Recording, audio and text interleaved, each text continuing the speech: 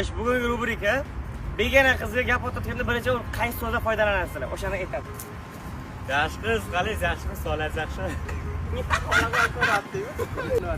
Lokatsiyaga baxt deb yozsam, siz oldingizga olib kelib tashadi.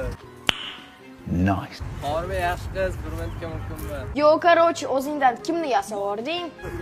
Men aslida gap otmayman, bittasiga sodiqman. Qo'y senchi, yurgansan 10tasiga aldanib.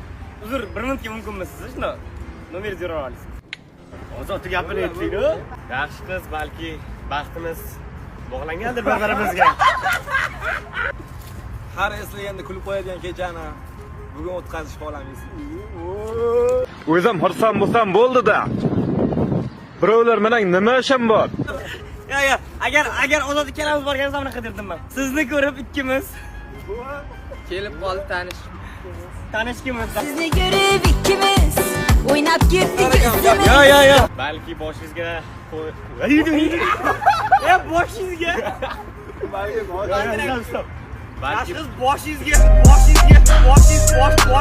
Balki boshingizga qo'yayotgan baxt tushimanman deb.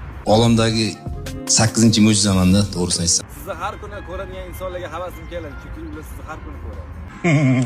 Nereye mazzıma? Yaxshi qiz, qaynonangizga kuyov kerak emas. Adashdim. Dada, benim miyam yo'q-ku. Yaxshi mabodo oyingizga kuyov kerak emas. Qizlar yuragini o'g'irlayman, ha.